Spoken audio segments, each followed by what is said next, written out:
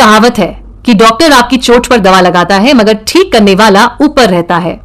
ठीक करने वाले को हम अलग अलग नाम से जानते हैं, फिर हम उसे नेचर कहें, भगवान बुलाएं या सबकॉन्शियस माइंड कहें। आपको इस शक्ति का इस्तेमाल करने के लिए किसी धर्म, जाति या रंग के होने की जरूरत नहीं है। अगर आप भगवान में विश्वास नहीं रखते हैं तब भी आपका सबकॉन्शियस माइंड आपकी हर तरह से हिफाजत करेगा। जिंदगी की ये रहस्यमय शक्ति सिर्फ इंसानों की नहीं बल्कि हर पेड़, हर जानवर, सृष्टि के हर जीव की देखभाल कर रही है। जब भी आप प्रार्थना करें तो अपने मन में ये सोचें कि जो भी आप चाहते हैं वो चीज पहले ही आपकी हो चुकी है। उदाहरण के तौर पर अगर आप कोई तकलीफ या बीमारी से छुटकारा पाना चाहते हैं तो अपनी ऊर्जा को अपने सबकॉन्शियस माइंड की शक्ति की तरफ केंद्रित कीजिए। अपने डर पर ध्यान मत दीजिए। धीरे धीरे डर अपने आप कम हो जाएगा, नेगेटिविटी खत्म होने लगेगी और फिर आपकी सेहत लौट आएगी, परेशानी भी अलविदा कह देगी। प्रार्थना करते वक्त अपने सबकॉन्शियस माइंड को थैंक यू बोलिए क्योंकि वो आपकी मदद कर रहा है ठीक होने में। अगर इस बीच फिर से डर सताए तो खुद को अपने सबकॉन्शियस माइंड की ताकत की तरफ मोड़िए। हील होने के लिए आपको यही करना है, डर से दूर जाना है और विश्वास के करीब आना है। फ्रांस एंटन मेस्मर नाम के एक स्विस फिजिशियन हुआ करते थे। अतरंगी तरीकों से लोगों को ठीक कर दिया करते थे। ये कहते थे कि इनके शरीर से एक मैग्नेटिक फ्लूइड निकलता है जो इनके मरीजों के शरीर में घुसकर उनकी तकलीफ को गायब कर देता है। लोग इस शख्स के पास भारी मात्रा में जाने लगे।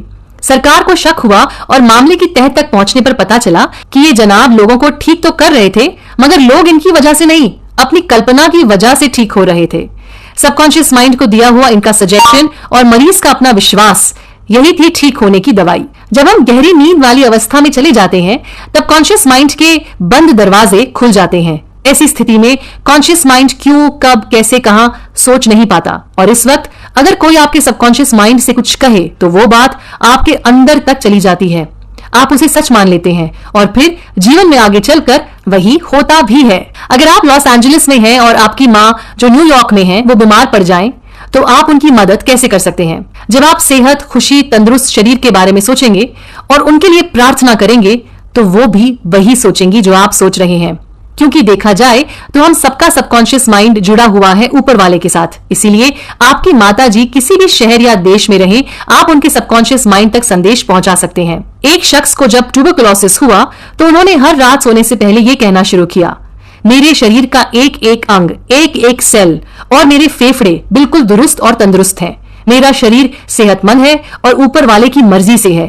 करीब 1 महीने बाद इनकी तबीयत पूरी तरह से ठीक हो गई।